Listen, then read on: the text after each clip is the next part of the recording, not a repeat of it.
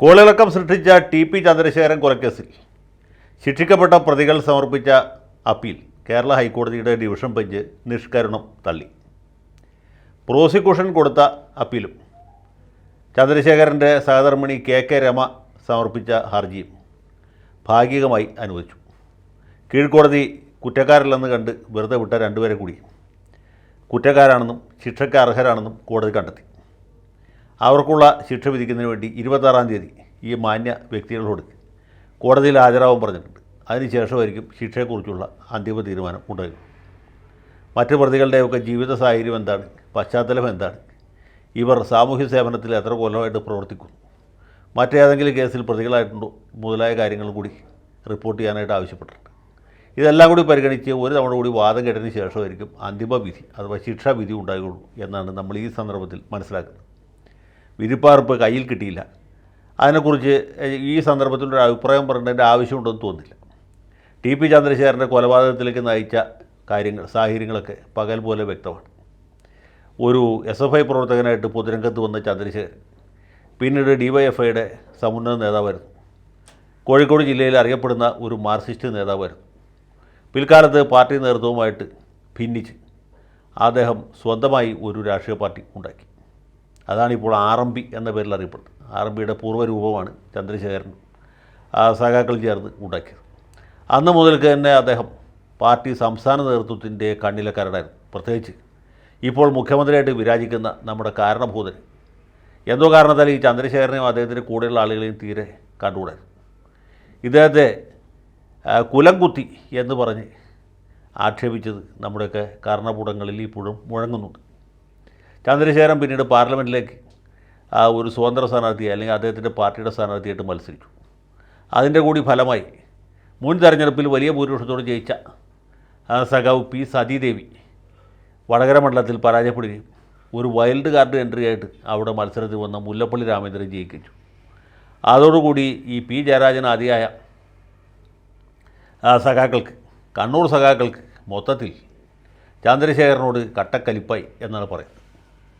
അതിനുശേഷമാണ് ചന്ദ്രശേഖരൻ കൊല ചെയ്യപ്പെടുന്നത്. 2012 മെയ് 4-ാം തീയതി രാത്രി മോട്ടോർ സൈക്കിളിൽ യാത്ര ചെയ്യുമ്പോൾ മോട്ടോർ ഒരു കാറിൽ വന്ന് ഇടിച്ചു വീഴ്ത്തുകയും താഴെ വീണ ചന്ദ്രശേഖരനെ തലങ്ങും വിലങ്ങും വെട്ടുകയും ചെയ്തു. അദ്ദേഹത്തിൻ്റെ ദേഹത്ത് 99 മുറിവുകളുണ്ടായിരുന്നു എന്നാണ് പോസ്റ്റ്മോർട്ടത്തിൽ കണ്ടത്. എല്ലാ മുറിവും ഒരുപോലെ മാരകമായിരുന്നില്ല. പക്ഷേ മാരകമായ മുറിവുകൾ അധികവും അദ്ദേഹത്തിൻ്റെ മുഖത്തായിരുന്നു. മുഖം തിരിച്ചറിയാൻ പറ്റാത്ത രീതിയിൽ വികൃതമായിരുന്നു എന്നാണ് പോസ്റ്റ്മോർട്ടം റിപ്പോർട്ടിൽ പറയുന്നത്. കൊല്ലാൻ വേണ്ടി വെട്ടിയതല്ല. കൊല്ലാനാണെങ്കിൽ ഇത്ര അധികം വെട്ടിൻ്റെ ആവശ്യമില്ല. എന്തോ പ്രതികാരം തീർക്കുന്ന രീതിയിൽ തലങ്ങും വിലങ്ങും വെട്ടിക്കൊണ്ടേയിരിക്കുകയാണ്. അതിനുശേഷം പ്രതികൾ അവർ വന്ന ഇന്നോവ കാറിൽ തിരിച്ചുപോയി. മാഷാ അള്ള എന്ന് സ്റ്റിക്കർ ഒട്ടിച്ച ഒരു കാറായിരുന്നു. അതുകൊണ്ട് തന്നെ പോപ്പുലർ ഫ്രണ്ടുകാരോ ആ രീതിയിൽ ഏതോ തീവ്രവാദികളോ ആണ് കൊല ചെയ്തത് എന്ന ആളുകൾ ഒരു ഘട്ടത്തിൽ സംശയിച്ചു. മാത്രമല്ല PC ജോർജിൻ്റെ നിർദ്ദേശപ്രകാരം കോൺഗ്രസ്സുകാരോ ലീഗുകാരോ ആ വിഭാഗത്തിൽപ്പെട്ട ആരോ ആണ് എന്ന ഒരു കിംവദന്തി പ്രചരിപ്പിക്കാനും ആദ്യഘട്ടത്തിൽ മാർക്സിസ്റ്റുകാർ ഉദ്യമിച്ചു എന്നുള്ളത് സത്യമാണ്. പക്ഷേ പിന്നീട് പോലീസ് കാര്യക്ഷമമായിട്ട് അന്വേഷിച്ചു. സാധാരണ ഇതുപോലുള്ള കേസുകളൊക്കെ ഉണ്ടാകുമ്പോൾ പാർട്ടി ഓഫീസിൽ നിന്ന് കൊടുക്കുന്ന ലിസ്റ്റ് അനുസരിച്ചിട്ടാണ് പ്രതികളെ തീരുമാനിക്കാറ്.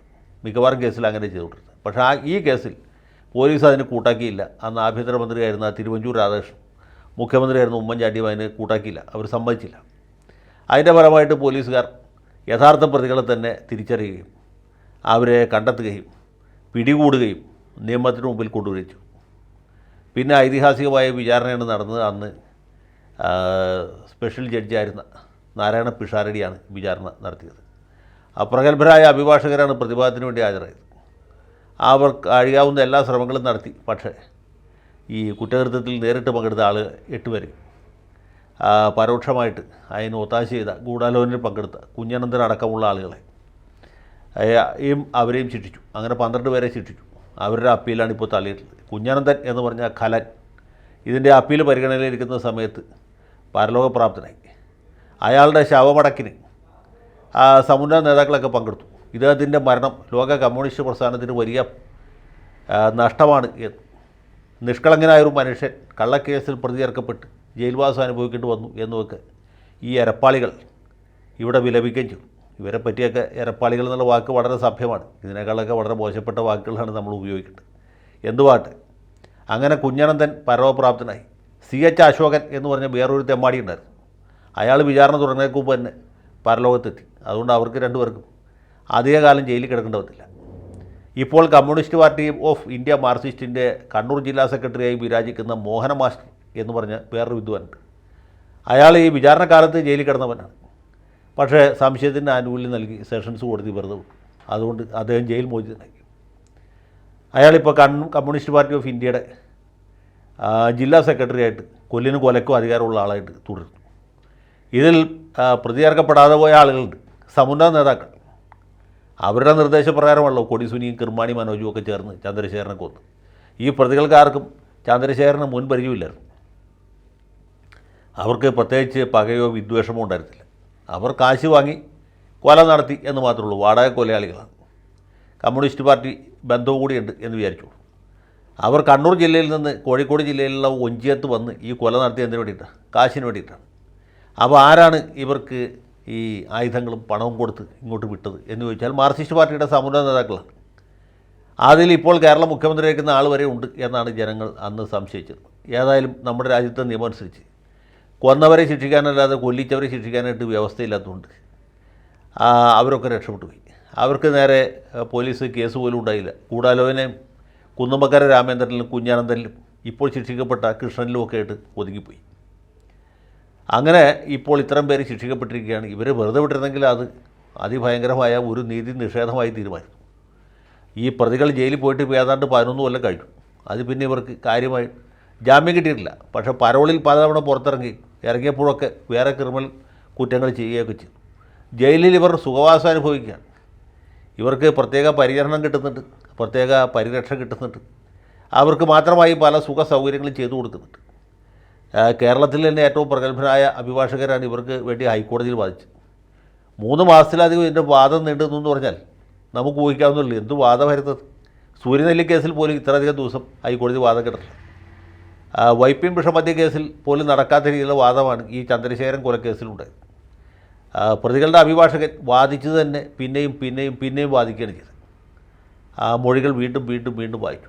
അത്ര അധികം കണ്ടക്ഷോഭം ചെയ്തിട്ട് ഒരു വിശേഷം ഉണ്ടായില്ല. എന്നിട്ടും പ്രതികളുടെ കുറ്റം കൂടുതൽ സ്പഷ്ടമാകുകയല്ലാതെ ഒരു തരി പോലും സംശയഗ്രസ്തമായില്ല എന്നുള്ളതാണ് ഇപ്പോഴത്തെ വിധിയിൽ നമ്മൾ മനസ്സിലാക്കേണ്ടത്.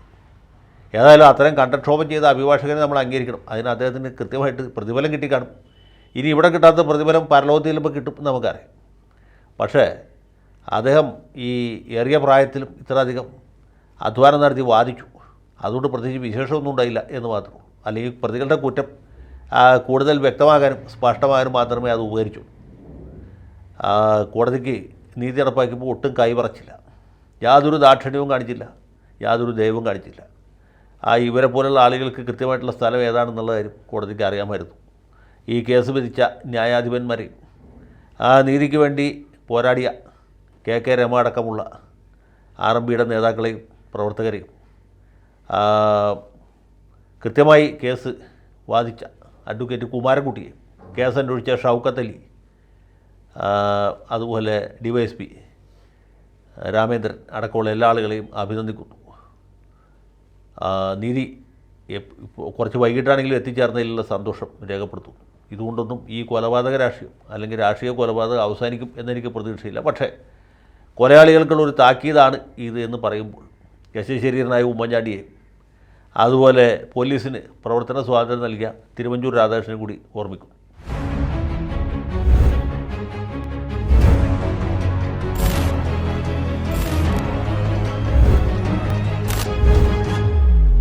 കൂടുതൽ വാർത്തകളും വിശേഷങ്ങളും നിങ്ങളിലേക്ക് എത്താൻ ABC മലയാളം സബ്സ്ക്രൈബ് ചെയ്യുക, ബെൽ ബട്ടണും അമർത്തുക.